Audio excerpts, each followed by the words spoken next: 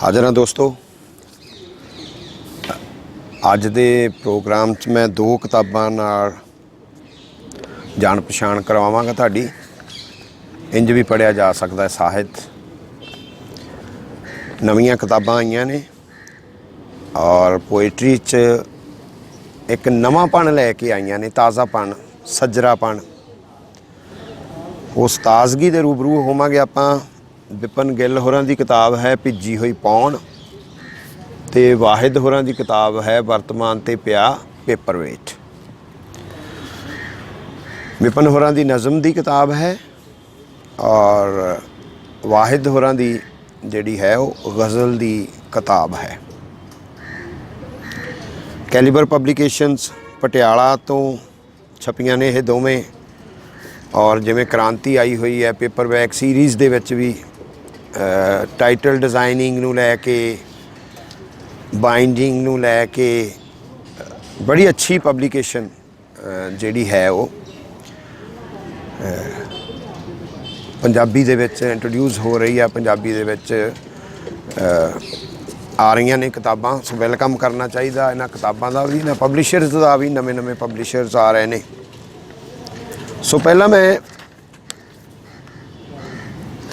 विपिन गिल होरां दी किताब भिजी हुई पौण। विपिन गिल होरी कहानियां भी लिखते ने, नावल ट्रांसलेट किते, पतन वर्गे कहानियां, वर्ल्ड दियां फेमस कहानियां अनुवाद कीतियां। दो नावल होर उन्होंने अनुवाद किए हुए मैंने दस रहे सी जिस वेले ये किताब देण आए सी। भिजी हुई पौण दी कविता वाकई तुहानूं उस भिजण वर्गे एहसास दी कविता लगती है। पौण दा भिजना जां पौण अपने आप दे विच साडे डॉक्टर पाल कौर होरां दी किताब आई सी पौण तड़ागी। और वो पौण तड़ागी पिछों ट्रैवल करदी आ रही सी रिगवेद दे ट्रांसलेशन प्रोफैसर हरभजन सिंह होरां दी। तो मैं जिस वेले भिजी हुई पौण दियां कवितावां दे विचों दी गुजरिया तां इन्हां नज़मां दे विचों दी लंघदी पौण किवें तुहानूं सरशार कर जांदी है, किवें तुहानूं तरोताज़ा कर जांदी है, तुहाडे मन नूं किवें ठंडक सहजता दे जांदी है, देखण वाली गल है।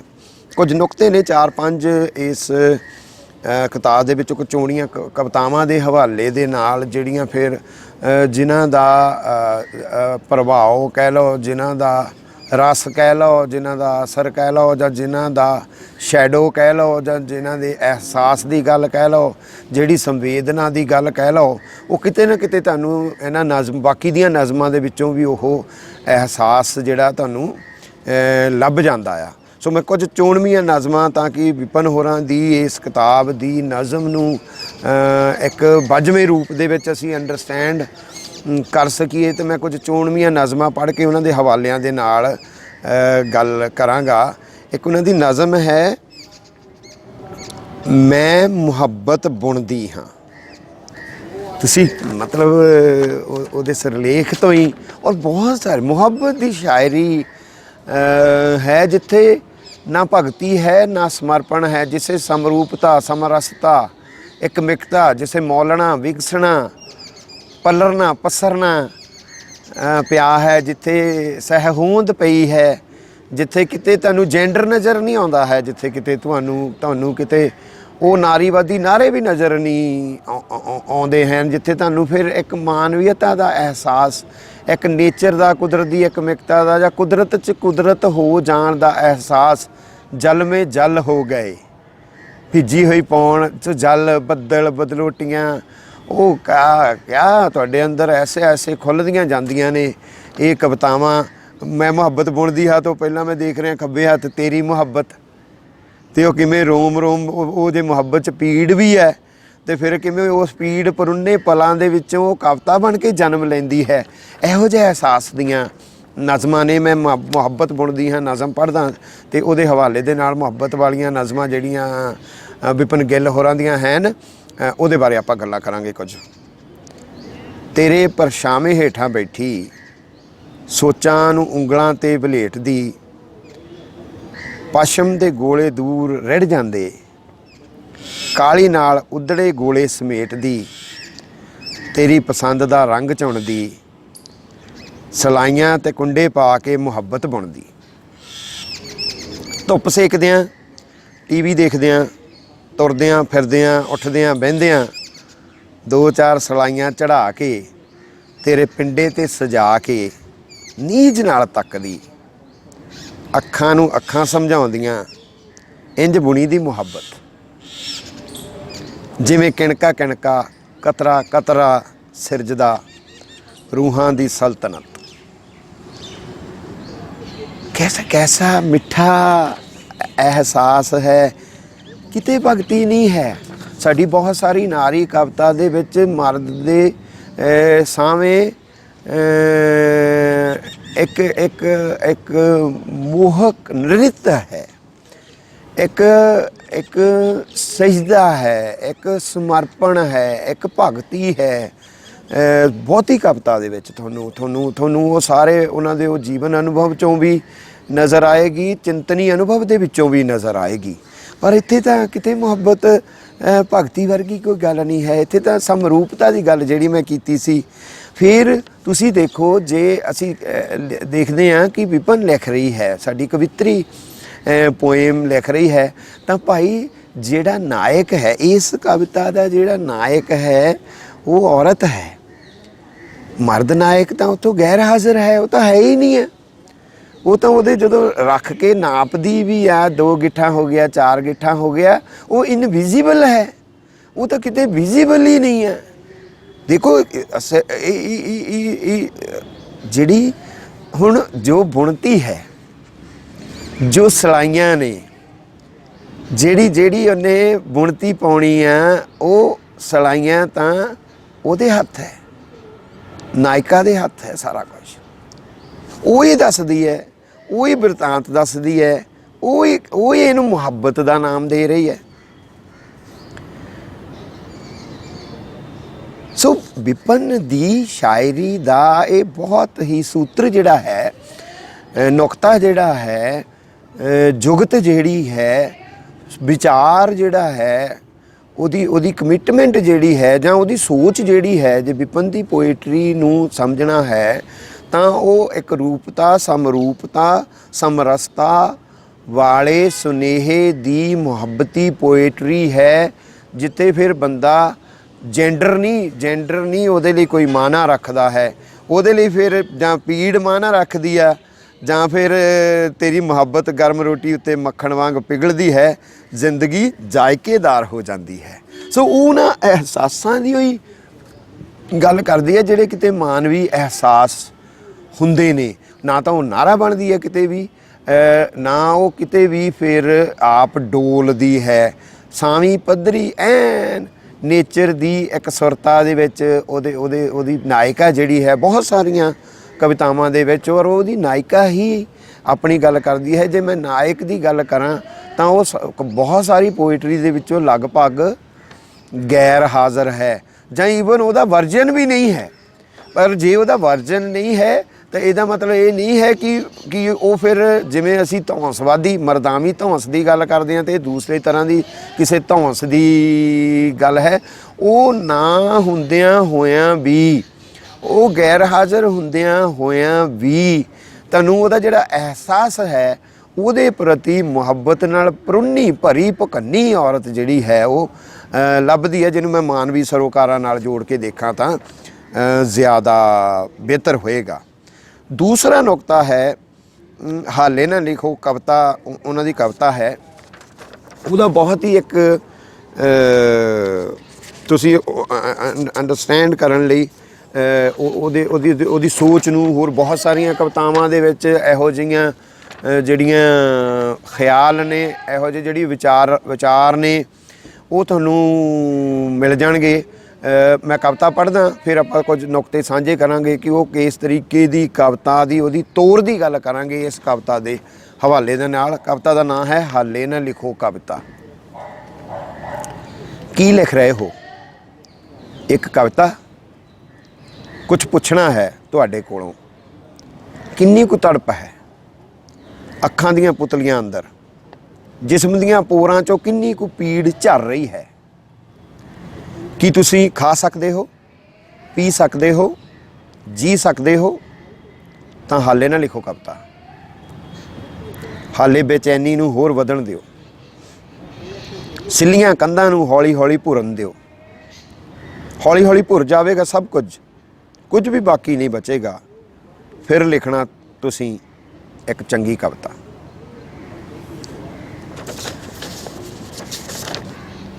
ਇਹ ਅਹਿਸਾਸ ਜਿਹੜਾ ਹੈ ਕਿ ਵਿਪਨ ਨੂੰ ਲਿਖਣ ਦੀ ਕਾਹਲ ਨਹੀਂ ਹੈ, ਉਹਦੀ ਕਵਿਤਾ ਦੀ ਤੋਰ ਦੱਸਦੀ ਹੈ ਤੁਹਾਨੂੰ। ਇਹ ਕਵਲੀ ਕਵਿਤਾ ਨਹੀਂ ਜਿਹੜੀ ਪਹਿਲਾਂ ਕਵਿਤਾ ਪੜ੍ਹੀ ਮੈਂ, ਹੋਰ ਕਵਿਤਾਵਾਂ ਪੜ੍ਹਾਂਗਾ, ਤੁਸੀਂ ਉਹਦੀ ਤੋਰ ਜਿਹੜੀ ਹੈ ਉਹਦੀ ਕਵਿਤਾ ਦੀ। ਇਸੇ ਕਰਕੇ ਵਿਪਨ ਮੈਨੂੰ ਬਾਕੀ ਕਵਿਤਰੀਆਂ ਤੋਂ ਨਵੇਕਲੀ ਲੱਗੀ ਕਿ ਜਿਹਨੂੰ ਕਾਹਲ ਨਹੀਂ ਹੈ ਕਵਿਤਾ ਲਿਖਣ ਦੀ।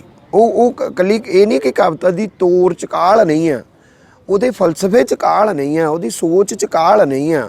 ਉਹ ਬੜੀ ਸਹਿਜਤਾ ਦੇ ਨਾਲ, ਬਹੁਤ ਆਰਾਮ ਦੇ ਨਾਲ, ਬਹੁਤ ਸ਼ਾਂਤ ਤਰੀਕੇ ਦੇ ਨਾਲ, ਬਹੁਤ ਗਹਿਰੀ ਨਦੀ ਦੇ ਵਾਂਗ।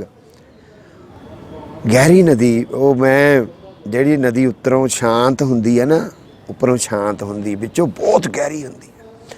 ਵਿਪਨ ਦੀਆਂ ਕਵਿਤਾਵਾਂ ਤੁਹਾਨੂੰ ਉੱਪਰੋਂ ਸ਼ਾਂਤ ਠਹਿਰੀਆਂ ਹੋਈਆਂ ਲੱਗਣਗੀਆਂ, ਪਰ ਉਹ ਅੰਦਰ ਇੰਨੀ ਡੈਪਥ ਉਹਨਾਂ ਦੀ ਹੁੰਦੀ ਆ। ਮਾਈ ਗੋਡ, ਮੈਨੂੰ ਸਤੀਸ਼ ਗੁਲਾਟੀ ਹੋਰਾਂ ਦਾ ਸ਼ੇਰ ਯਾਦ ਆ ਰਿਹਾ, ਜੇ ਮੈਂ ਠੀਕ ਬੋਲਾਂ ਤਾਂ, ਕਿਉਂਕਿ ਮੈਂ ਗਜ਼ਲ ਦਾ ਥੋੜ੍ਹਾ ਜਿਹਾ ਮੈਨੂੰ ਹੈ।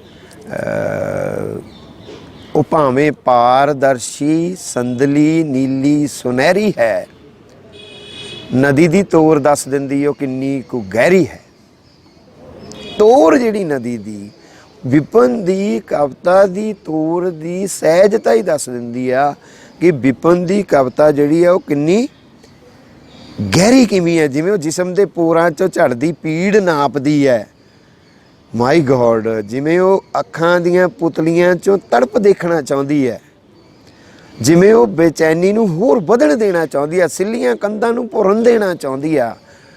ਕਿੰਨਾ ਕੁਛ ਪੋਇਟ ਦੇ ਅੰਦਰ, ਕਿੰਨਾ ਕੁਛ ਰਿੱਝ ਪੱਕ ਆਉਣ ਬਾਉਣ ਢਹਿ ਢੇਰੀ ਹੋ ਰਿਹਾ ਹੁੰਦਾ ਹੈ, ਤੜਪ ਰਿਹਾ ਹੁੰਦਾ ਹੈ, ਉਧੜ ਰਿਹਾ ਹੁੰਦਾ ਹੈ। ਜਿਵੇਂ ਉਹ ਪਹਿਲੀ ਕਵਿਤਾ ਦੇ ਵਿੱਚ ਉਹ ਗਲੋਟੇ, ਉਹ ਕਿਵੇਂ ਉਹ ਪਿੰਨੇ ਰੁੜਦੇ ਨੇ ਅਤੇ ਫਿਰ ਉਹ ਆਪਣੇ ਕੋਲ ਉਸ ਉੱਨ ਨੂੰ ਉਹਨੂੰ ਸਮਾਉਂਦੀ ਹੈ, ਉਹਨੂੰ ਫੜਦੀ ਹੈ, ਸਲਾਈਆਂ ਤੱਕ ਲੈ ਕੇ ਆਉਣ ਤੱਕ ਦਾ, ਉਂਗਲਾਂ ਤੋਂ ਸਲਾਈਆਂ ਦੇ ਵਿੱਚ ਦੀ ਹੋ ਕੇ ਬੁਣਤੀ ਤੱਕ ਜਾਣ ਦੇ ਅਹਿਸਾਸ ਤੁਹਾਨੂੰ ਪੋਇਟਰੀ ਪੋਇਮ ਦੇ ਵਿੱਚ ਧੜਕਦੇ ਇੱਕ ਧਮਨੀਆਂ ਵਾਂਗ ਧੜਕਦੇ ਦਿਖਾਈ ਦਿੰਦੇ ਨੇ, ਕਿਵੇਂ ਸਜੀਵ ਹੋ ਜਾਂਦੇ ਨੇ। ਔਰ ਉਸ ਫਿਰ ਜਿਸਮ ਦੇ ਪੂਰਾਂ 'ਚੋਂ ਝੱਲਦੀ ਪੀੜ ਨਾਪਦੀ ਵਿਪਨ ਬੜੇ ਸਹਿਜ ਤਰੀਕੇ ਨਾਲ, ਬੜੇ ਆਰਾਮ ਦੇ ਨਾਲ, ਬੜੀ ਸ਼ਾਂਤੀ ਦੇ ਨਾਲ ਹੀ ਐਸੀ ਦੱਸ ਪਾਉਂਦੀ ਹੈ ਤੁਹਾਨੂੰ ਵਿਚਾਰਧਾਰਕ ਤੌਰ ਦੇ ਉੱਤੇ ਵੀ।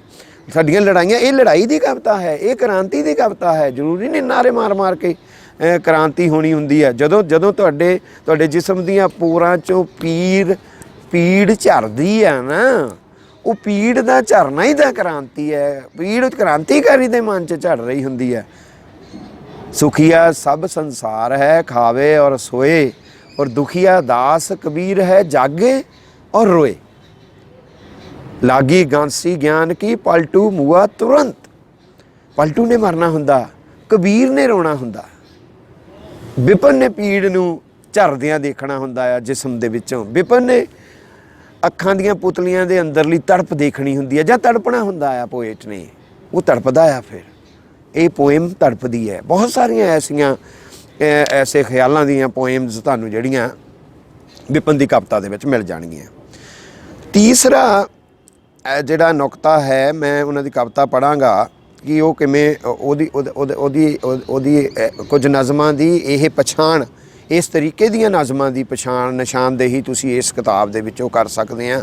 ਨਖਸਮੀ ਨਜ਼ਮ ਹੈ ਉਹਨਾਂ ਦੀ, ਅਫਜ਼ਲ ਤੌਸੀਫ ਦੀ ਕਹਾਣੀ 7 ਖਸਮੀ 'ਤੇ ਆਧਾਰਿਤ ਉਹਨਾਂ ਨੇ ਨਜ਼ਮ ਲਿਖੀ ਹੋਈ ਹੈ। ਮੈਂ ਇਹ ਨੁਕਤਾ ਵੀ ਸਾਂਝਾ ਕਰਾਂਗਾ ਕਿ ਉਹ ਕਿੱਥੋਂ ਆਪਣੀ ਪ੍ਰੇਰਨਾ ਲੈਂਦੀ ਹੈ, ਉਹ ਅਗਨ ਕਿੱਥੋਂ ਲੈਂਦੀ ਹੈ, ਕਿ ਇਹਨਾਂ ਚੁੱਲ੍ਹਿਆਂ 'ਚੋਂ ਉਹ ਅੱਗ ਉਧਾਰੀ ਲੈ ਕੇ ਜਾਂਦੀ ਹੈ ਅਤੇ ਆਪਣੀ ਨਜ਼ਮ ਨੂੰ ਸੇਕਦੀ ਹੈ, ਫਿਰ ਉਹ ਰਿੰਨ੍ਹਦੀ ਪਕਾਉਂਦੀ ਹੈ ਆਪਣੀ ਨਜ਼ਮ ਨੂੰ। ਨਖਸਮੀ ਉਹ ਤੀਵੀਂ ਨਹੀਂ, ਮੱਛੀ ਹੈ, ਬੇਸਵਾਦੇ ਪੱਥਰ ਚੱਟਦੀ ਹੈ। ਭਟਕਦੀ ਹੈ। ਪਥਰੀਲੀ ਪੁਰਸ਼ ਸੰਵੇਦਨਾ ਅਸ਼ੋ ਰਹੀ। ਉਸ ਪਾਰਸ ਦੀ ਕਣੀ ਤੋਂ ਚੋਰੀ ਚੋਰੀ ਮੁਰੱਬੇ ਖਾਣੀ, ਉਬਲੇ ਛੋਲੇ ਡਕਾਰਨੀ। ਉਂਝ ਜ਼ਿੰਦਗੀ ਦੇ ਸਾਰੇ ਵਲ ਛਲ ਜਾਣਦੀ ਹੈ, ਪਰ ਪਤਾ ਨਹੀਂ ਕਿੰਝ ਵਾੜ ਆਉਂਦੇ ਉਹਦੇ ਘਰ ਦੀ ਚਾਰ ਦੀਵਾਰੀ 'ਤੇ ਲੱਗੇ ਫਾਟਕ 'ਚੋਂ ਕੁੱਤੇ, ਬਿੱਲੇ ਤੇ ਪੁਰਸ਼ ਸੱਤ ਖਸਮੀ ਨੂੰ ਨਖਸਮੀ ਕਰ ਜਾਂਦੇ। ਨਖਸਮੀ ਅਫਜ਼ਲ ਤੌਸੀਫ ਦੀ ਕਹਾਣੀ ਸੱਤ ਖਸਮੀ ਦੀ ਮੁੱਖ ਪਾਤਰ ਹੈ। ਮੈਂ ਇਹ ਨੁਕਤਾ ਵਿਚਾਰਦਾ ਕਿ ਵਿਪਨ ਨਾਬਰੀ ਦੀ ਨਜ਼ਮ ਕਹਿੰਦੀ ਹੈ, ਵਿਪਨ ਇਸ ਕਿਤਾਬ ਦੇ ਵਿੱਚ, ਇਹਨਾਂ ਨਜ਼ਮਾਂ ਦੇ ਵਿੱਚ ਲੋਰਕਾ ਤੋਂ ਲੋ ਲੈ ਰਹੀ ਹੈ, ਲੋਰਕਾ ਤੋਂ ਅਗਨ ਲੈ ਰਹੀ ਹੈ, ਅਫਜ਼ਲ ਤੌਸੀਫ ਤੋਂ ਅਗਨ ਲੈ ਰਹੀ ਹੈ, ਵਿਪਨ ਸ਼ਕੀਲ ਆਜ਼ਮੀ ਇਹ ਤੋਂ ਅਗਨ ਲੈ ਰਹੀ ਹੈ। ਉਹ ਇਹਨਾਂ ਸ਼ਾਇਰਾਂ ਦੇ ਵਾਂਗ ਕਹਿੰਦੀ, ਮੈਂ ਵੀ ਇਹਨਾਂ ਸ਼ਾਇਰਾਂ ਵਾਂਗ ਖੰਭ ਵੰਡਦੀ ਹਾਂ, ਮੈਂ ਖੰਭ ਚੁਗੇ ਨੇ। ਮੈਂ ਉਹ ਆਪਣੀ ਸਹਿਪਾਠਣ ਨੂੰ ਯਾਦ ਕਰਦੀ ਹੈ, ਜਿਹੜੀ ਕੁਛ ਚੀਜ਼ਾਂ ਦੇ ਬਦਲੇ ਮੋਰਾਂ ਦੇ ਖੰਭ ਵੰਡਿਆ ਕਰਦੀ ਸੀ ਲੋਕਾਂ ਨੂੰ। ਉਹ ਵਿਪਨ ਉਹਨੂੰ ਕਹਿੰਦੀ, ਉਹ ਮੈਨੂੰ ਕਿਤੇ ਪਰੀ ਸ਼ਹਿਜ਼ਾਦੀ, ਕਿਤੇ ਉਹ ਲੋਕਾਂ ਨੂੰ ਸੁਪਨੇ ਬਖਸ਼ਣ ਵਾਲੀ ਕਹਿੰਦੀ ਹੈ। ਔਰ ਵਿਪਨ ਇਹਨਾਂ ਸਾਰੀਆਂ ਕਵਿਤਾਵਾਂ ਦੇ ਵਿੱਚ ਮਨੁੱਖ ਨੂੰ, ਮਾਨਵ ਜਾਤੀ ਨੂੰ ਖੰਭ ਵੰਡਦੀ ਹੈ, ਜਿਨ੍ਹਾਂ ਦੇ ਖੰਭ ਝਾੜ ਦਿੱਤੇ ਗਏ ਜਾਂ ਜਿਨ੍ਹਾਂ ਨੇ ਝਾੜ ਲਏ, ਜਿਨ੍ਹਾਂ ਨੇ ਝਾੜ ਦਿੱਤੇ, ਜਿਨ੍ਹਾਂ ਨੇ ਸੰਭਾਲੇ ਨਹੀਂ, ਜਿਨੀ ਖੰਭ ਇਕੱਠੇ ਨਹੀਂ ਕੀਤੇ ਚਿੜੀਆਂ ਦੇ, ਘੁੱਗੀਆਂ ਦੇ, ਮੋਰਾਂ ਦੇ।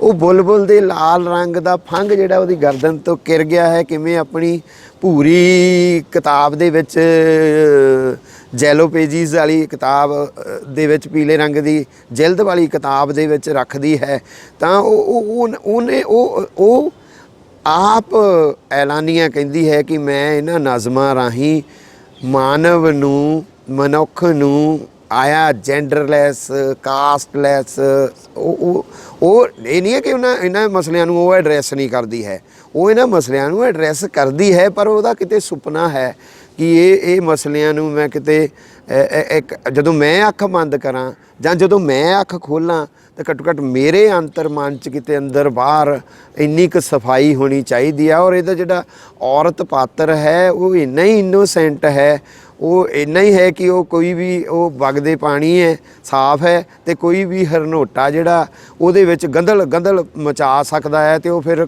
ਉਹ ਸਿਰਫ ਇੰਨਾ ਕੁ ਉਲਾਂਭਾ ਦਿੰਦੀ ਕਿ ਤੂੰ ਆਪਣੇ ਹਰਨੋਟੇ ਨੂੰ ਹੜਕ ਨਹੀਂ ਸਕਦਾ ਕਿ ਇਹ ਮੇਰੇ ਠਹਿਰੇ ਹੋਏ ਸ਼ੁੱਧ ਪਾਣੀਆਂ ਦੇ ਵਿੱਚ ਗੰਦਲ ਪਾਉਣ ਆਉਂਦਾ ਹੈ। ਸੋ ਇਸ ਤਰੀਕੇ ਦੀ ਉਹਨਾਂ ਸਾਰਿਆਂ ਖੰਭਾਂ ਰਾਹੀਂ ਉਹ ਆਪਣੇ ਪੈਂਤੜੀਆਂ ਦੀ ਗੱਲ ਕਰਦੀ ਹੈ। ਉਹ ਖੰਭਾਂ ਰਾਹੀਂ, ਉਹ ਮੈਂ ਪਹਿਲਾਂ ਵੀ ਕਿਹਾ ਕਿ ਉਹ ਨਾਰੀਵਾਦੀ ਨਾਰੇ ਨਹੀਂ ਮਾਰਦੀ।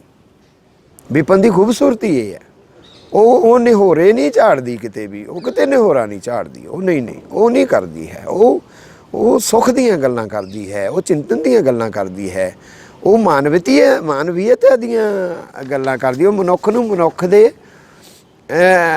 ਪੀੜ ਨੂੰ ਸਹਿਣ ਦੀਆਂ, ਉਹ ਦੂਸਰਿਆਂ ਦੀ ਪੀੜ ਆਪਣੇ ਵਿੱਚ ਦੀ ਲਗਾਉਂਦੀ ਹੈ, ਆਪਣੇ ਹਿਰਦੇ ਦੇ ਵਿੱਚ ਦੀ ਸੁਰਾਖ ਕਰਦੀ ਪੀੜ ਉਹਦੇ ਲੰਘਦੀ ਹੈ। ਤੁਸੀਂ ਉਹਨਾਂ ਨੂੰ ਫਿਰ ਇਸ ਪੋਇਟਰੀ ਦੇ ਵਿੱਚ ਕਿਤੇ ਬਹੁਤ ਗਹਿਰੇ ਕਿਤੇ ਸਾਡੇ ਸੈਕਸੁਐਲਿਟੀ ਦੀ ਸੈਲੀਬ੍ਰੇਸ਼ਨ ਹੈ। ਅਸੀਂ ਕਾਮ ਨੂੰ ਅੱਜ ਤੱਕ ਅੰਡਰਸਟੈਂਡ ਹੀ ਨਹੀਂ ਕੀਤਾ ਯਾਰ। ਕਾਮ ਦੇ ਤਾਂ ਬਹੁਤ ਗਹਿਰੇ ਮਾਇਨੇ ਨੇ ਸਾਡੀ ਫਿਲਾਸਫੀ ਦੇ ਵਿੱਚ। ਮੈਂ ਉਹਦੀ ਨਿੱਕੀ ਜਿਹੀ ਨਜ਼ਮ ਪੜ੍ਹਦਾ ਹਾਂ, ਨੀਲੀ ਗੁਲਮੋਹਰ, ਤਾਂ ਮੈਂ ਤੁਹਾਡੇ ਨਾਲ ਕੁਝ ਗੱਲਾਂ ਕਰਨੀਆਂ ਚਾਹੁੰਦਾ ਸੀ ਇਸ ਗੱਲ ਬਾਰੇ, ਨੀਲੀ ਗੁਲਮੋਹਰ ਦੇ ਹਵਾਲੇ ਦੇ ਨਾਲ ਬਾਪਾ, ਕਿ ਜਿਹੜਾ ਪਿੰਡੇ 'ਤੇ ਪਾਣੀ ਬੰਨ੍ਹ ਬੱਦਲ ਵਾਂਗ ਉੱਡਿਆ ਫਿਰਦਾ ਸੀ, ਸੁਣਿਆ ਉਹ ਸ਼ਾਂਤ ਰਜਵਾਹਾ ਬਣ ਵਗ ਰਿਹਾ ਹੈ। ਮੈਂ ਵੀ ਹੁਣ ਪੈਰਾਂ 'ਤੇ ਧੁੱਪ ਮਲ ਕੇ ਬੈਠੀ ਛਾਂ ਦਾ ਆਭਾਸ ਸਿਰਜਦੀ ਨੀਲੀ ਗੁਲਮੋਹਰ ਹਾਂ। ਬੜੀ ਗਹਿਰੀ, ਮੈਨੂੰ ਸਿਰਫ ਨੀਲੀ ਆਭਾ ਤੋਂ ਹੀ ਮੈਂ ਗੀਤ ਗੋਬਿੰਦ ਜੈਦੇਵ ਦੇ ਮੈਂ ਯਾਦ ਕਰਦਾ ਰਿਹਾ। ਪ੍ਰੋਫੈਸਰ ਮੋਹਨ ਸਿੰਘ ਹੋਰਾਂ ਨੇ ਅੰਗਰੇਜ਼ੀ 'ਚ ਅਨੁਵਾਦ ਕੀਤਾ ਸੀਗਾ, ਉਹਨੂੰ ਆਪਣੇ ਅੰਦਾਜ਼ ਦੇ ਵਿੱਚ ਪੇਸ਼ ਕੀਤਾ ਸੀਗਾ। ਤਾਂ ਉਹ ਬਲੂ ਕਲਰ ਨੂੰ ਸੈਕਸੁਅਲਿਟੀ ਦੇ ਨਾਲ ਜੋੜ ਕੇ ਜਿੰਨੀ ਸੈਲੀਬ੍ਰੇਸ਼ਨ ਹੈ, ਕਿਉਂਕਿ ਕਾਮ ਸਾਡੇ ਦੇਵਤਾ ਹੈ ਔਰ ਜਿਹੜੇ ਰੱਥ ਤੇ ਤੋਤੇ ਦੇ ਰੱਥ ਤੇ ਵਿਚਰਦਾ ਹੈ ਤਾਂ ਉਹਦੇ ਝੰਡੇ ਦੇ ਉੱਤੇ ਮੱਛੀ ਦਾ ਨਿਸ਼ਾਨ ਬਲੂ ਨਿਸ਼ਾਨ ਹੈ। ਤਾਂ ਇਹ ਨੀਲੀ ਗਲਮੋਰ ਬਣੀ ਬੈਠੀ ਹੈ, ਇਹਦੀ ਪਾਤਰ ਪੈਰਾਂ ਤੇ ਧੁੱਪ ਮਾਲਣਾ, ਉਹਦੀ ਨਿਲੱਤਣ ਦੀ ਸੈਲੀਬ੍ਰੇਸ਼ਨ। ਔਰ ਫਿਰ ਮੈਂ ਦੇਖ ਰਿਹਾ ਸੀਗਾ ਵੀ ਕਿਵੇਂ ਉਹ ਗੀਤ ਗੋਬਿੰਦ ਮੇਰੇ ਮਨ 'ਚ ਚੱਲੀ ਗਿਆ, ਕ੍ਰਿਸ਼ਨ ਦਾ ਮੁਰਾਰੀ ਰੂਪ ਚੱਲੀ ਗਿਆ, ਜਿੱਥੇ ਉਹ ਮੋਰ ਫੰਗ ਲਾਉਂਦੇ ਨੇ, ਜੇ ਬਾਰ-ਬਾਰ ਜਦੋਂ ਫੰਗਾਂ ਦੀਆਂ ਗੱਲਾਂ ਆਉਂਦੀਆਂ ਨੇ, ਮੋਰ ਦੇ ਫੰਗਾਂ ਦੀਆਂ ਗੱਲਾਂ ਆਉਂਦੀਆਂ ਨੇ, ਕ੍ਰਿਸ਼ਨ ਦੇ ਮੁਰਾਰੀ ਰੂਪ ਦੀਆਂ ਗੱਲਾਂ ਆਉਂਦੀਆਂ ਨੇ, ਤਾਂ ਮੈਂ ਦੇਖਦਾ ਕਿ ਦੋ ਤਰ੍ਹਾਂ ਨਾਲ ਗੀਤ ਗੋਬਿੰਦ ਦੇ ਵਿੱਚ ਕਾਮ ਦੀ ਸੈਲੀਬ੍ਰੇਸ਼ਨ ਹੈ ਕਿ ਜਿਸ ਵੇਲੇ ਤੇ ਕ੍ਰਿਸ਼ਨ ਗੋਪੀਆਂ ਦੇ ਨਾਲ ਰਾਸ ਲੀਲਾ 'ਚ ਨੇ ਤਾਂ ਉਸ ਵੇਲੇ ਕਾਮ ਦੇ ਕੋਲ ਜਿਹੜਾ ਤੀਰ ਧਨੁੱਖ ਬਾਣ ਹੈ ਉਹ ਕਲੀਆਂ ਦਾ ਬਣਿਆ ਹੋਇਆ, ਮਹਿਕ ਦਾ ਬਣਿਆ ਹੋਇਆ ਹੈ। ਪਰ ਜਿਸ ਵੇਲੇ ਉਹ ਰਾਧਾ ਦੇ ਵਿਜੋਗ 'ਚ ਤੜਪ ਰਹੇ ਨੇ ਤਾਂ ਫਿਰ ਧਨੁੱਖ ਬਾਣ ਜਿਹੜਾ ਹੈ ਉਹ ਮਧੂ ਮੱਖੀਆਂ ਦਾ ਬਣਿਆ ਹੋਇਆ ਹੈ। ਉਹਦੀ ਭਿਨਭਨਾਹਟ ਜਿਹੜੀ ਆ ਤੁਹਾਨੂੰ ਉਹ ਸੁਣਾਈ ਦੇ। ਤੁਸੀਂ ਇਹਦੀ ਨਿਲੱਤਣ 'ਚੋਂ, ਤੁਸੀਂ ਇਹਦੇ ਪੈਰਾਂ ਨੂੰ ਧੁੱਪ ਮਾਲਣ ਤੋਂ, ਤੁਸੀਂ ਇਹਦੇ ਬੱਦਲ ਵਾਂਗ ਉੱਡਿਆ ਫਿਰਨ ਤੋਂ ਮੈਂ ਕਾਲੀਦਾਸ ਨੂੰ ਚੇਤੇ ਕਰਨ ਡਿਆ ਹੋਇਆ ਸੀਗਾ।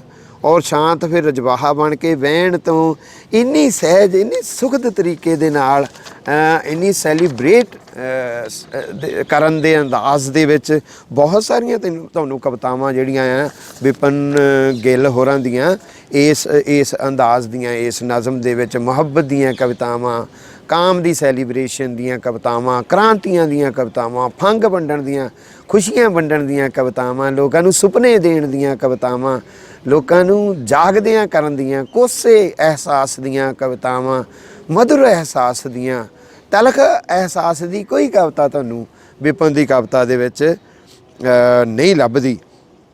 ਫਿਰ ਮੈਂ ਗੱਲ ਕੀਤੀ ਸੀ ਕਿ ਉਹ ਜਿੱਥੇ ਵਿੱਚ ਕਿਤੇ ਉਹਦਾ ਪਾਤਰ ਉਧਰਦਾ ਹੈ, ਕਿਤੇ ਕਿਤੇ ਉਦਰੇਮਾ ਹੈ, ਕਿਤੇ ਕਿਤੇ ਉਦਾਸੀ ਹੈ ਇਹਦੀਆਂ ਨਜ਼ਮਾਂ ਦੇ ਵਿੱਚ।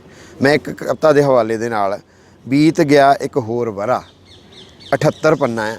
ਇਹ ਸਰੰਗ ਦੀਆਂ ਕਵਿਤਾਵਾਂ ਵੀ ਜਿਹੜੀਆਂ ਨੇ ਵਿਪਨ ਗਿੱਲ ਦੇ, ਤੁਸੀਂ ਇਸ ਸੰਗ੍ਰਹਿ ਦੇ ਵਿੱਚ ਭਿੱਜੀ ਹੋਈ ਪੌਣ ਦੇ ਵਿੱਚ ਇਹਨਾਂ ਅਹਿਸਾਸਾਂ ਦੇ ਨਾਲ ਵੀ ਤੁਸੀਂ ਭਿੱਜਦੇ ਹੋ। ਕਿਤੇ ਹਿਰਖ ਸੋਗ ਦੀ ਗੱਲ ਵੀ ਆ ਜਾਂਦੀ ਹੈ ਜਿਹੜੀ। ਫਿਰ ਤੋਂ ਬੀਤ ਗਿਆ ਇੱਕ ਹੋਰ ਵਰਾ, ਅਣਕਹੇ ਬੋਲ, ਅਣਛੋਈਆਂ ਸਦਰਾਂ, ਇਕਲਾਪੇ ਅਹਿਸਾਸ ਤੇ ਰਿਸ਼ਤਿਆਂ ਦੀਆਂ ਤੰਦਾਂ 'ਚ ਉਲਝਿਆ। ਬੀਤ ਗਿਆ ਇੱਕ ਹੋਰ ਵਰਾ, ਉਦਾਸ ਦਿਨ, ਥੱਕੀਆਂ ਸ਼ਾਮਾਂ ਤੇ ਬੇਚੈਨ ਰਾਤਾਂ ਦੀ ਨਿਰੰਤਰਤਾ ਉਵੇਂ ਹੀ ਬਰਕਰਾਰ ਹੈ।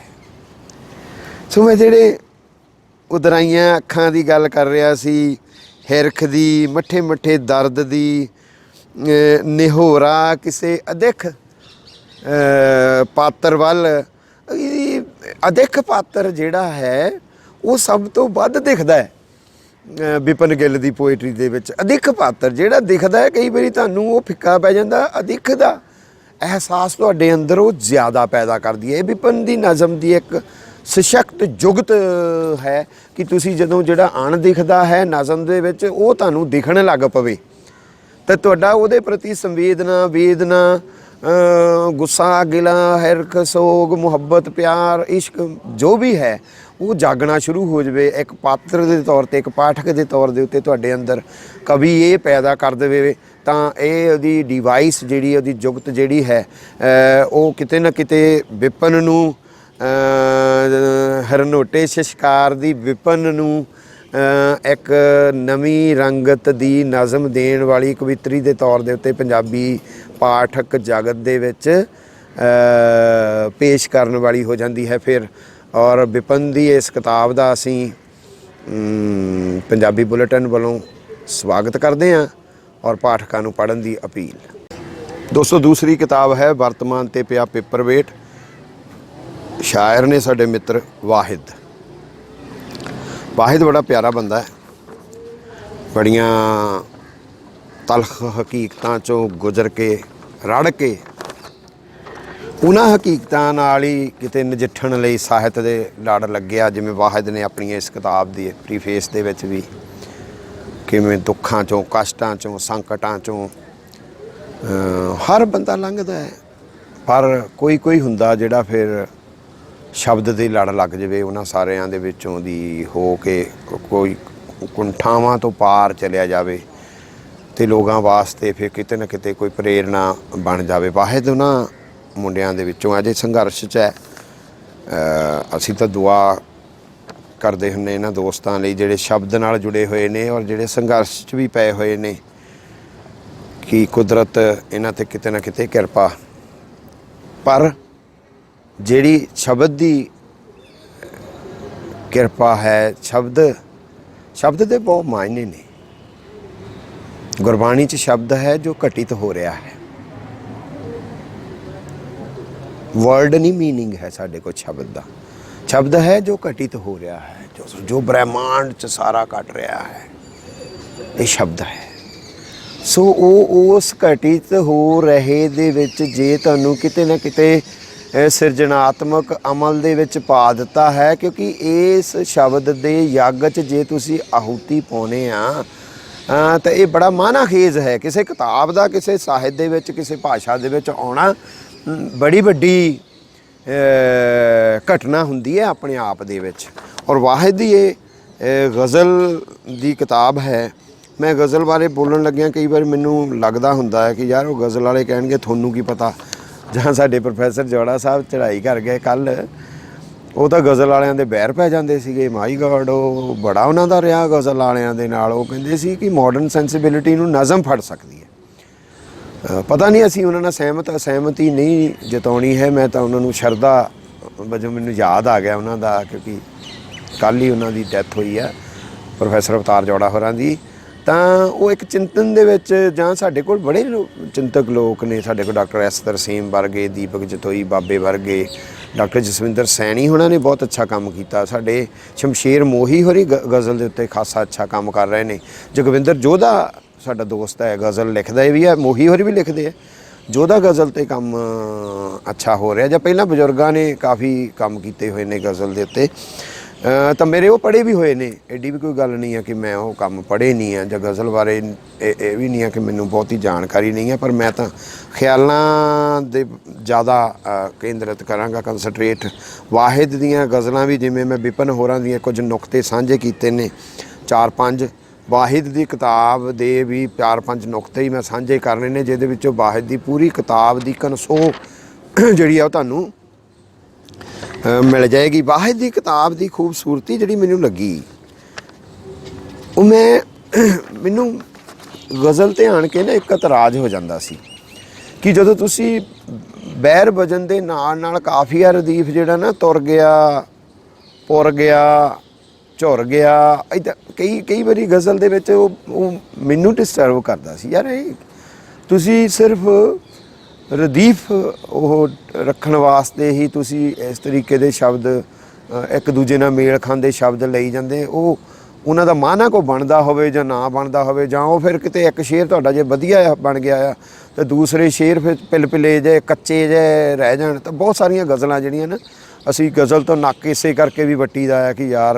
ਇੱਕ ਸ਼ੇਰ ਹੋ ਗਿਆ ਅਤੇ ਬਾਕੀ ਤਾਂ ਸਾਰੇ ਦੇ ਸਾਰੇ 10 ਸ਼ੇਰ ਪਾਤੇ ਨੇ ਭਲਵਾਨ ਨੇ।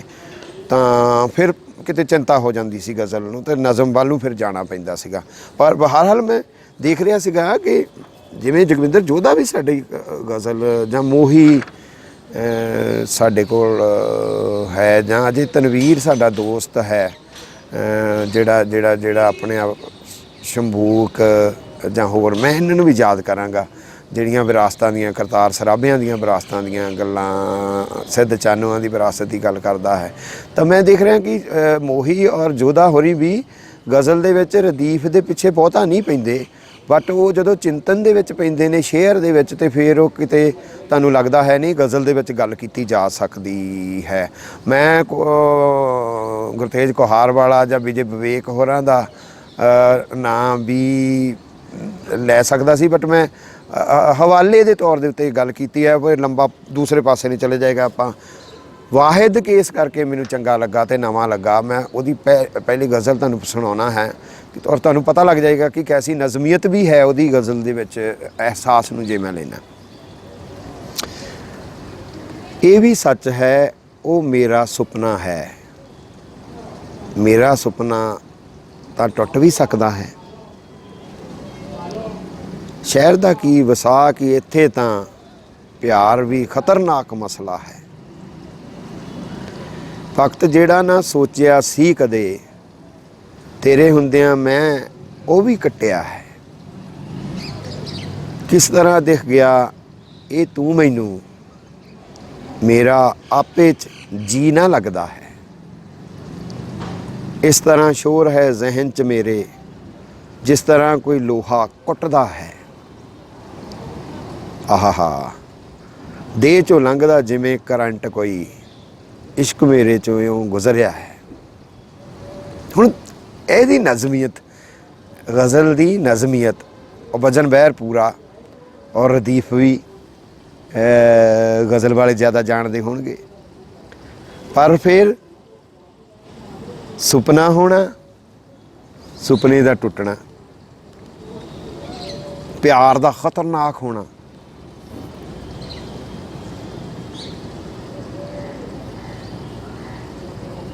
तेरे हुंदियां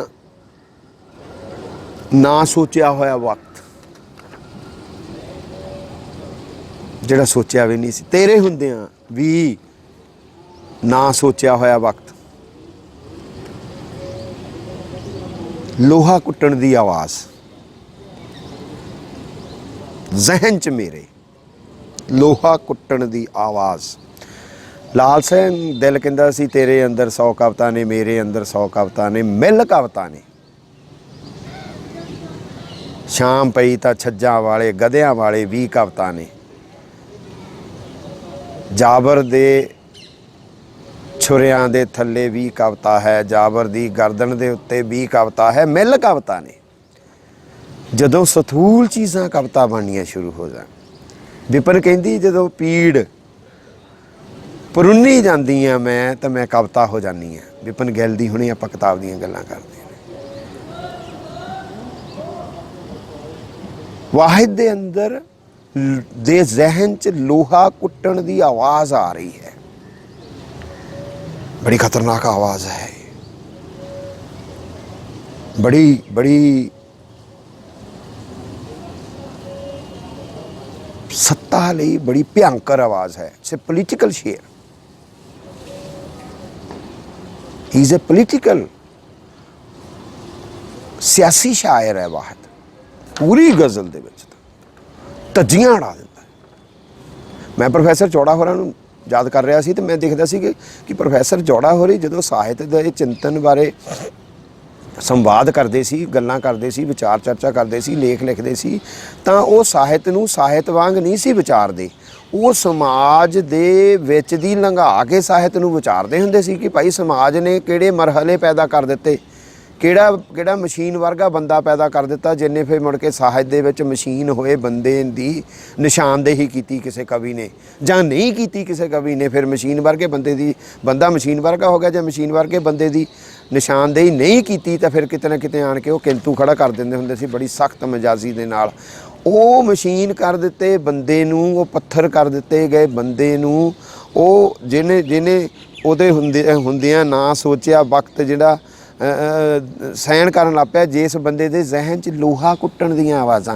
यार जिस बंदे दे जहन च कोमलता दियां आवाज़ां, कल कल वगदे झरनियां दियां आवाज़ां, आ जिहड़ियां पंछियां दियां आवाज़ां आउणियां चाहीदियां सीगियां, ਉਹਦੇ सिर दे विच लोहा कुट्टण दी आवाज़ आउंदी होवे।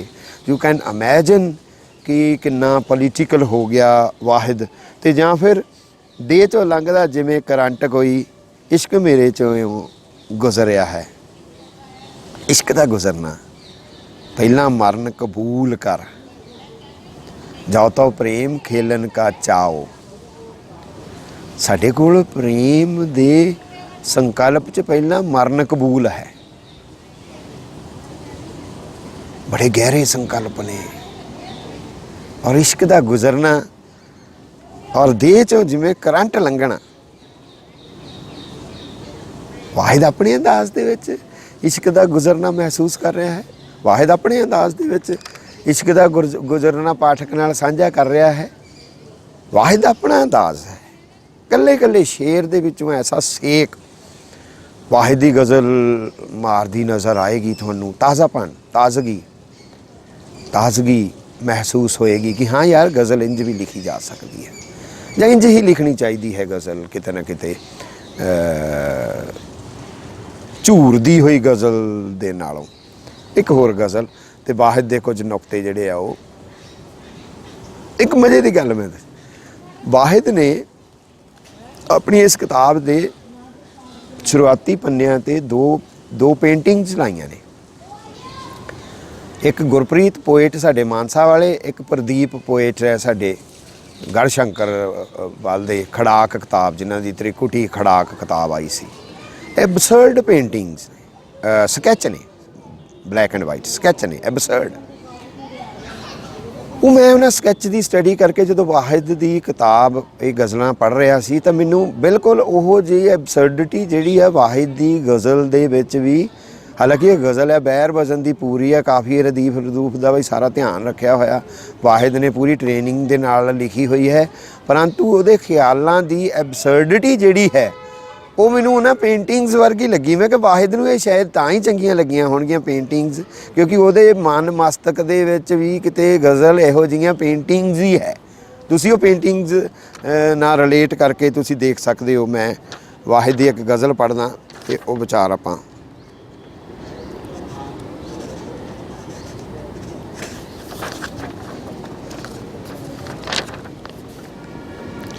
ਮੰਜ਼ਰ ਹੁਸੀਨ ਹੈ ਤੇ ਹੈ ਉਂਝ ਖੌਫਨਾਕ, ਪਰ ਇੱਕ ਦਰਦ ਦਿਲ 'ਚੋਂ ਜਾ ਰਿਹਾ ਛੱਡ ਕੇ ਚਟਾਕ। ਪਰ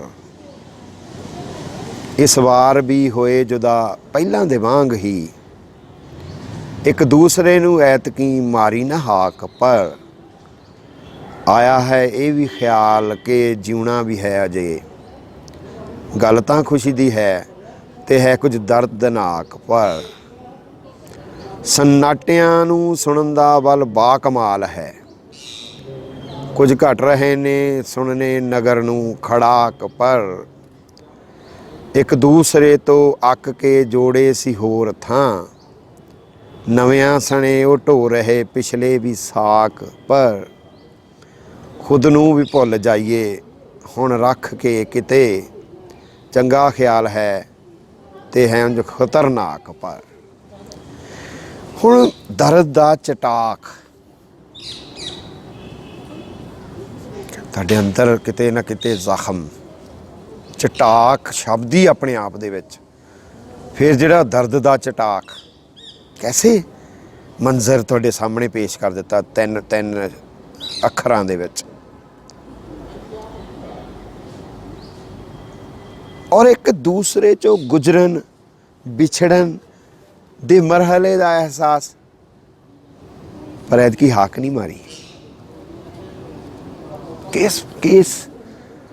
ਕੇਸ ਮਾਹੌਲ ਦੇ ਵਿੱਚ ਤੁਹਾਨੂੰ ਇੱਕ ਸ਼ੇਰ ਦੇ ਨਾਲ ਹੀ ਲੈ ਜਾਂਦਾ ਹੈ। ਫਿਰ ਜਿਉਣ ਦਾ ਅਹਿਸਾਸ ਹੈ, ਪਰ ਉਸ ਜਿਉਣ ਦੇ ਅਹਿਸਾਸ ਦੇ ਵਿੱਚੋਂ ਕੁਝ ਖੁੱਸ ਗਏ, ਕੁਝ ਵਿਸਰ ਗਏ, ਕੁਝ ਰਹਿ ਗਏ, ਕੁਝ ਖੰਗਰ ਹੋ ਗਏ। ਅਹਿਸਾਸਾਂ ਦੀ ਕਸ਼ੀਦਗੀ, ਉਹਨਾਂ ਅਹਿਸਾਸਾਂ ਦਾ ਤੁਹਾਡੇ ਅੰਗ ਸੰਗ ਮਹਿਕਣਾ, ਭਾਵੇਂ ਉਹ ਦੁੱਖ ਦੇ ਅਹਿਸਾਸ ਨੇ।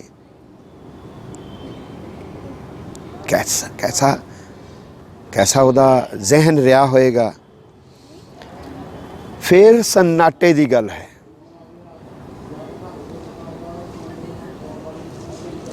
सन्नाटा खुद अपनी सदा है, ऐसा भी हो सकता है,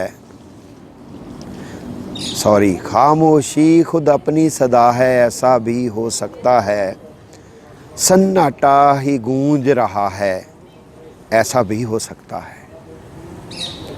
तुसी नगर नूं भावें सुनाई नहीं दिंदा सन्नाटे दी गूंज, पर वाहिद नूं सुनाई दिंदी है। खामोशी दी सदा वाहिद दे बहुत सारे शेरां दे विच तुसी सुन सकदे हो। फिर साक ढोने,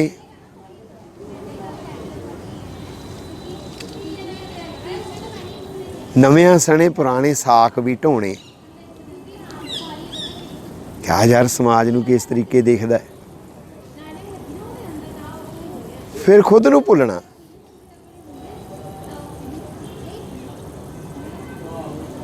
पर खुद नूं भुलना खतरनाक किन्ना आ।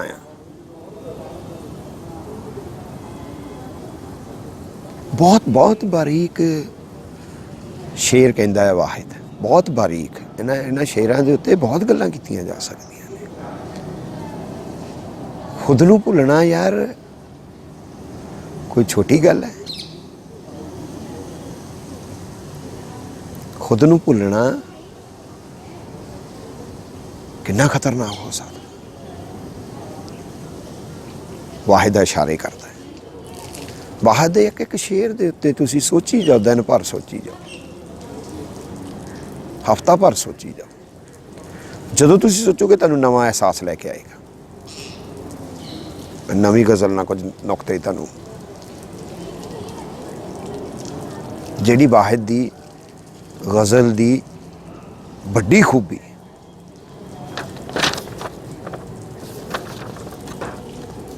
मैं कहता सी कि इहदी शायरी च सरमद दी महक आउंदी है। सरमद फाहे इस करके थोड़ा टंगिया कि वह नंगा सी, वो कहता सी रब नहीं है। मंसूर कहता सी मैं रब हाँ। बाबे बुले नवेड़ा ही करता की जाना मैं कौन। वाहिद उन्हां दे कोलों मैं कहा सीगा कि विपिन गिल लोरका तो अफजल तो अगन लै रही है। वाहिद मंसूर तो, तबरेज़ तो, शंभूक तो, बुल्ले तो, सूफियां तो, शहीदां तो अग लै रहे हैं। और देखियो तुसी किस अंदाज दे विच हो जिहड़ा अपनी गल रखदा है। जो अपने ही लहू नाल ने वज़ू करदे, वो सिदक सामने रब नूं भी हन लघु करदे। तेरे ये हुक्म तो फिर नाबरी अडोल खड़ी, अते सज़ा है यदि जो भी रूबरू कर दे। वो चाक करदे ही आए ने सच दा सीना, हरेक जुग च रहे लोक भी रफू कर दे। किधर खड़ा है? युगां तो धोंदे आए ने पाप सुनिया है, वो पानी फिरदे ने प्यासे लहू लहू कर दे। कोई ना कोई तां राह पैर हेठ होना है, जो चिर तो रोक के रखिया सफ़र शुरू कर दे। हरेक जुग च होए सच कुछ कु इदां दे, खुशी खुशी जो सलीबां नूं सुरखरू कर दे। जां उहदा शेर है कि नापणी चाहां मैं हुण आवाज़ अपनी, खौफ ते चुप तोड़ के मनसूर होवां। सो ये सरमदी मनसूरी सुरां, ये तबरेज़ी सुरां, ये तबरेज़ी अगन, ये सरमदी अगन जिहड़ी है वो वाहिद दी किताब दे विचों तुहानूं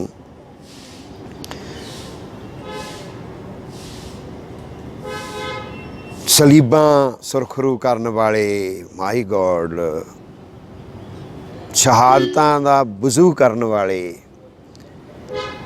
ये एक अकीदत भी हुंदी है। तुसीं भेंट कर रहे हुंदे आ उन्हां लोगां नूं जिहड़े तुहाडी शायरी दे पिछे ताकत बन के खड़े, जिहड़ी तुहाडी विचारधारा दे पिछे ताकत बन के खड़े हुंदे ने। वाहिद दी विचारधारा दे पिछे सरमदी महकदी है बहुत सारे शेर जिहड़े आ तुहानूं। फिर मैं कहना ये गज़लां जिहड़ियां ने वाहिद दियां, ये असहमति दी गज़ल है। असी बहुत देर सहमतियां कर लईआं, असी बहुत गल्लां ते सहमत हो लए। अज असहमति का दौर है। अज जिस दौर चों किसान असहमत होया खड़ा है, खेत मजदूर असहमत होया खड़ा है, बेरोजगार नौजवान असहमत होया खड़ा है, घट गिणती भाईचारा असहमत होया खड़ा है, ट्राइबल असहमत होए खड़े ने। वाहिद उन्हां असहमतियां दी निशानदेही करता है। बहुत जगह ਵਰਤਮਾਨ ਤੇ ਪਿਆ ਪੇਪਰ ਵੇਟ ਦੇ ਵਿੱਚ ਮੈਂ ਇੱਕ ਸ਼ੇਅਰ ਦੇ ਨਾਲ ਉਹਦੀ ਅਸਹਿਮਤੀਆਂ ਦੀ ਜਿਹੜੀ ਆ ਉਹ ਹਾਜ਼ਰੀ ਲਵਾ ਦਿੰਨਾ ਕਿ ਹੁਣ ਕਿਸੇ ਹੋਰ ਦੀ ਅੱਖ ਵਿੱਚ ਹੀ ਸੰਵਰਨਾ ਸ਼ਾਇਦ। ਸ਼ੇਅਰ ਦੇਖਿਓ ਯਾਰ ਤੁਸੀਂ। ਹੁਣ ਕਿਸੇ ਹੋਰ ਦੀ ਅੱਖ ਵਿੱਚ ਹੀ ਸੰਵਰਨਾ ਸ਼ਾਇਦ, ਮੇਰੇ ਚਿਹਰੇ ਤੋਂ ਹਟਾ ਆਪਣੀ ਘੇਰਾਬੰਦੀ। ਮੈਂ ਨਹੀਂ ਸਹਿਮਤ। ਹੋਰ ਬਹੁਤ ਸਾਰੇ ਅਸਹਿਮਤੀਆਂ ਦੀਆਂ ਗਜ਼ਲ ਜਾਂ ਸ਼ੇਅਰ ਤੁਹਾਨੂੰ ਇਸ ਕਿਤਾਬ ਦੇ ਵਿੱਚ ਵਾਹਿਦ ਦੀ ਵਰਤਮਾਨ ਤੇ ਪਿਆ ਪੇਪਰ ਵੇਟ ਮਿਲ ਜਾਣਗੇ। ਕੈਲੀਬਰ ਪਬਲੀਕੇਸ਼ਨ ਵਾਲਿਆਂ ਨੂੰ ਇਹਨਾਂ ਦੋਨਾਂ ਕਿਤਾਬਾਂ ਦੀ ਅੱਛੀ ਪਬਲੀਕੇਸ਼ਨ ਲਈ ਵਧਾਈ। ਵਾਹਿਦ ਤੇ ਵਿਪਨ ਗਿੱਲ ਨੂੰ ਐਡੀ ਅੱਛੀ ਸ਼ਾਇਰੀ ਲਈ ਵਧਾਈ। ਔਰ ਵਿਦਾ ਲੈਣਾ ਤੁਹਾਡੇ ਕੋਲੋਂ। ਤੁਹਾਡੀ ਬਹੁਤ ਮਿਹਰਬਾਨੀ।